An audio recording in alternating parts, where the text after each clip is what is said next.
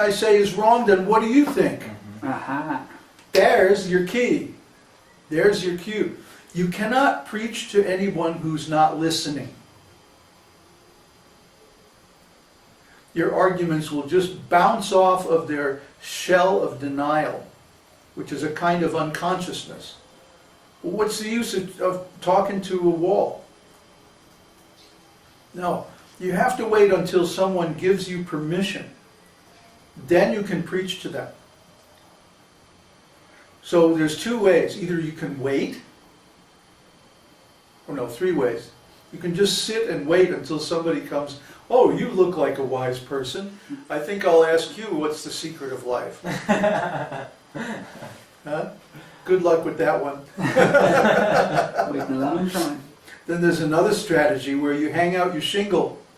You say, hey, I'm a wise person. And then you wait for people to come and ask you questions. Or you can seek them out and start chopping away at their philosophy. That's the fastest way, but it's also the most trouble. I've taken a middle path where I put out philosophy that comes from the Vedas, and then I wait for people to question it. And when they question, then I defeat them. And if they have too big of a false ego, they go away. But if they're a little humble, then they stick around and say, oh, what can I learn from you? See, my attitude in life has always been that if I ran into somebody who knew something that I didn't know, I would learn from them. That's been my policy. That's been my attitude my whole life. It doesn't matter if I like you or I don't like you, or whether I might disagree with you about something else or whatever. But if you know something that I don't know, then let's sit down and talk about it, because I want to find out. I want to understand what it is that I don't know.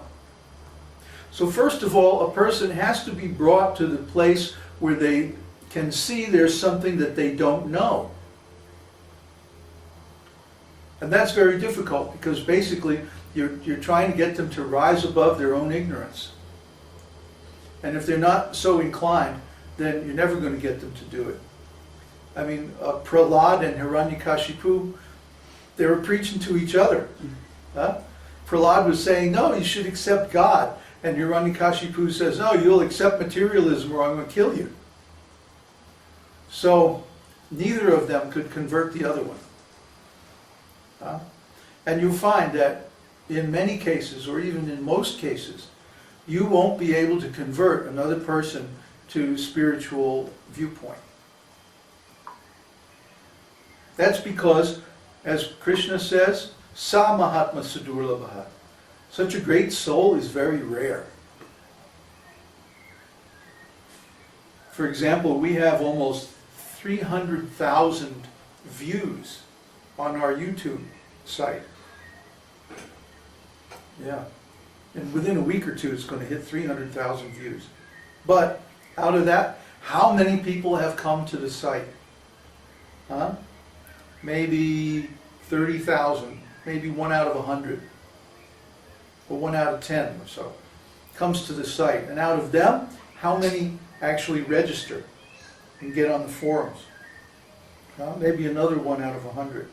And out of them, how many stick around and actually become students and, start going through the whole program? And maybe another 1 out of 100. So that's 1 out of about 10,000 or less. So we can understand this philosophy is only for the most intelligent people. It's only for the people who have a real need for it. It's only for people who have enough pious activities in their background that they have the karmic qualifications to receive it. It's not for everybody, in other words. So don't expect, if you're the average person, if you have less than 10,000 friends, it's pretty much the odds are you're not going to find anyone that you know who is ready for this philosophy. Unless your friends are very highly qualified. So, the odds of finding a person to preach to easily are very low. You have to pretty much go out there and beat the bushes before you're going to find anybody who wants to hear about this philosophy. Most of the people that you'll be talking to don't want to hear about it. They think they already know. They've been told their whole life that they already know the secret of creation. It's just the Big Bang and then random evolution. We all evolved from swamp scum by random mutations. Yeah, right. It's a foolish philosophy. But most people are fools, so they accept it. They don't even bother to question it, even though it has so many impossible assumptions. But they're used to getting this incomplete knowledge. Here you go. But so many people are used to being given this artificial, incomplete knowledge that they think this is the way and the only way knowledge is. This is the only kind of knowledge that we can perceive and receive. They think, because science always has to add that they don't know the absolute truth, because they can only gain their knowledge from material and natural observation, they think that's the nature of everything you can't really know. And so if there's a theory like evolution theory, they think, okay, yeah, that's pretty much close to the truth, and so we'll accept it. So they're fools.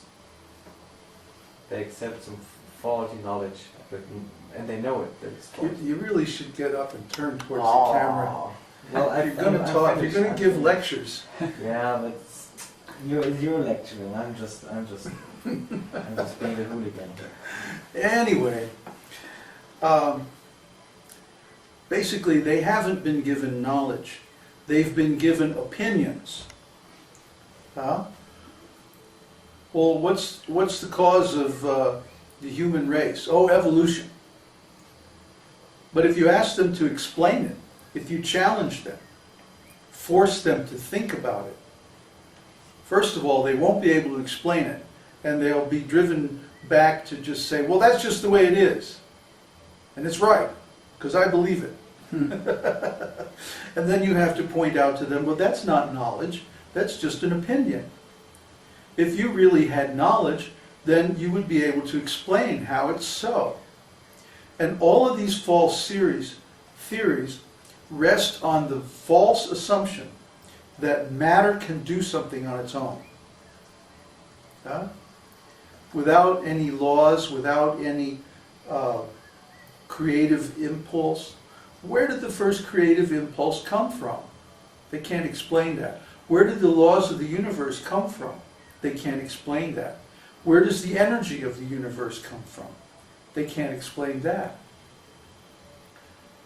Where is it explained? In Vedānta-sūtra, in the Vedas, in Srimad Bhagavatam. All these things are explained. And so finally, the mystery of creation is revealed. But if they are satisfied with simple opinions instead of knowledge, in other words, if they don't think about what they know, they just have taken other people's opinions and made them their own, uncritically, then you won't be able to convince them, because they're satisfied with this plastic, phony knowledge. It's not real knowledge at all.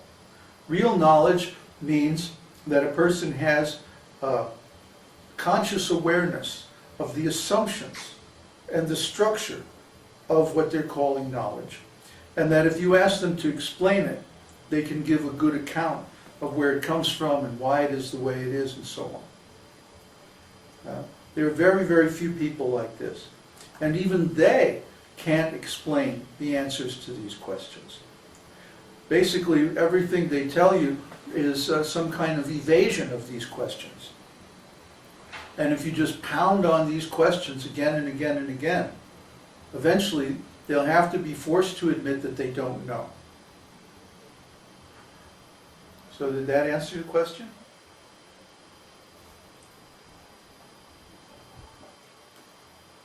Whose question was that? Andrej. Andrej. Oh, I'd say it's answered. That was a good Oh yes. Oh, yeah. Any other questions?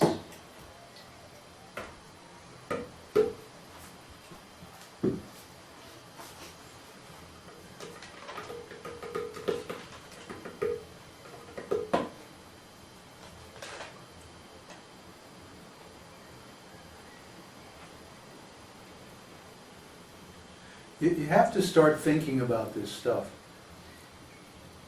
I mean, is what I'm saying just so complicated that it's over everybody's head, or